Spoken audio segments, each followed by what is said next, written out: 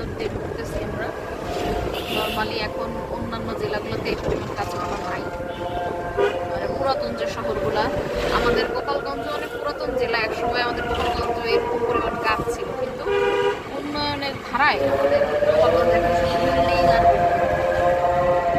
সিলেটে কিন্তু বড় বড় বিল্ডিং, সব ছোট ছোট আবাসস্থল। এটা হচ্ছে সবচেয়ে ভালো লাগছে এবং বেশ পরিষ্কার পরিচ্ছন্ন শহর।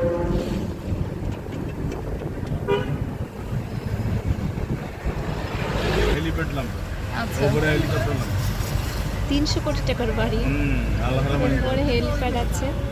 ধনী লোক তো সব আপনাদের এখানে। আল্লাহ মানে বহুত